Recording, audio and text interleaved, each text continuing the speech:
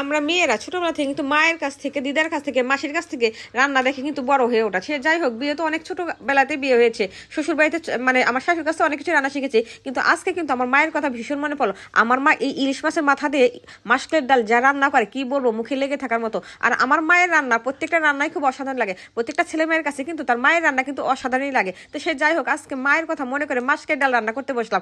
আর এই মাসকলের ডালে কি দিয়ে রান্না, ইলিশ মাছের মাথা দিয়ে। সে যাই হোক, একটু মনোযোগ দেখবেন যে আমি এই মাছের মাথাটা কেমন করি মাছের ডাল দিয়ে রান্না করি। তো সে যাই হোক, ওই যে মাছের ডালটা আর কি প্রেশার কুকারে দিয়ে সিদ্ধ করে নেবো, ওখানে একটু কাঁচামরিচও কিন্তু দিয়ে দিব। আর কাঁচামরিচ দিলে কি হয়, মাছের ডালটা কিন্তু একটু ঝাল ঝাল লাগে, খেতেও কিন্তু অসাধারণ হয়। আর ওখানে কিন্তু বেশি মশলা পড়বে না, ও যে একটু জিরা বাটা আর আদা বাটা দিব, আর কিছু না। আমার মা কিন্তু এভাবেই রান্না করে। সে যাই হোক, মাছের ডালটা ভালোভাবে কিন্তু না ধুলে কিন্তু হবে না, কারণ অনেক কিন্তু ছোপলা টোপলা থাকে। আমার এখানে ঝাড়ার অবশ্য কিছু নাই, তো এই জন্য আমি ডালটা অনেকবার করে ধুয়ে নিলাম, অনেক পরিষ্কার করে নিলাম। তো সে যাই হোক, এখন কিন্তু গ্যাসটা দিয়ে দেবো। আর এই ডালটা যদি আপনি চুলোতে রান্না করতেন, যা খেতে মজা লাগতো না, কি আর বলবো, ওটাও মুখে লেগে থাকার মতো। তো যাই হোক, আজকে এখন চুলা নাই, তো কি করবো, ঘরে তো গ্যাস আছে, তো গ্যাসেই রান্না করলাম। এই যে দেখুন, আমি জিরার আদাটা বেটে নিলাম পাটায় বেটে। আর পাটায় বাটা আমার খুবই ভালো লাগে, আমার কিন্তু অত কষ্ট মনে হয় না। ওই ব্লেন্ডারে কিন্তু আমার একদমই ভালো লাগে না। আর পাটায় বাটার স্বাদ তো অন্যরকম। তো সে যাই হোক, দেখুন মাছগুলো কিন্তু খুবই ফ্রেশ ছিল। ওই যে বাজারে গিয়েছিলাম, ওই যে 2 কেজি একটা ওজন ইলিশ নিয়েছিলাম, ওটাই একটু একটু করে রেখে রেখে খাচ্ছি। তার মানে এত দামি মাছ কি বেশি খাওয়া যায়? বেশি কিন্তু খাওয়া যায় না। আজকে কিন্তু মাছের ডালটা খাবো বলে মাথাটা সুন্দর করে ফাটিয়ে নিয়ে এসেছিলাম দোকানদারের কাছ থেকে।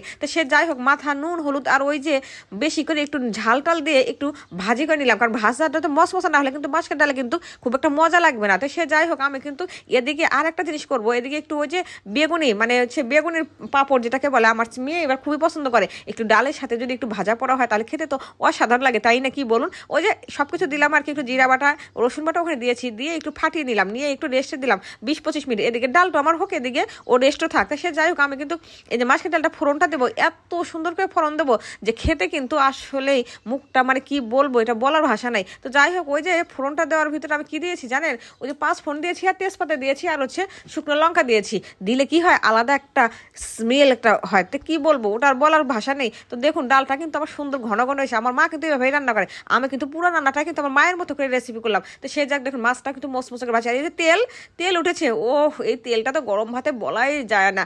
তো এরকম করে যখন গরম ভাত ধোয়া ধরবে আর তেলটা দিয়ে খাবেন, 1 প্লেট ভাত তো ওখানে শেষ হয়ে যাবে। তো সে যাক, আমি কিন্তু মাছের ডালটা কিন্তু এত সুন্দর করে ফোড়ন দিব, একদম চড়া ফোড়ন। আর চড়া ফোড়ন যখন ডালে বেশি দিবেন, ডালটা কিন্তু এমনিতেই সুস্বাদু হবে। 1 প্লেট ভাত ওখানেই সাবার। সে যাই হোক, মাছটা কিন্তু আমি দিয়ে দিলাম, আর একটু লবণ দিয়ে দিলাম পরে। আগে লবণ দিই না, আমার এটা শাশুড়ির কাছে শেখা, ডালে পরে সে লবণ দেয়। এটা একটু শাশুড়ি আর মনে করেন আমার মা, 2টা মিক্স করে রান্না করলাম। তো সে যাই হোক, একটু নামানো শেষে কিন্তু একটু গরম মশলা দিলাম।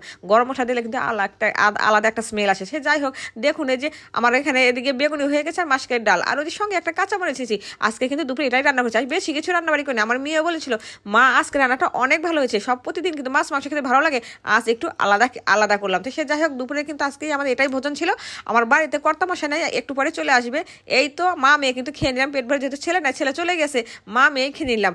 ও খাবারটা যা দারুণ হয়েছিল, মুখে লেগে থাকার মতো। আর এভাবে অবশ্যই একটু রান্না করে বাসায় দেখবেন যে কেমন হয়। দেখুন তো আমার ডালের কালারটা কেমন হয়েছে, অসাধারণ হয়েছে, সত্যি অসাধারণ।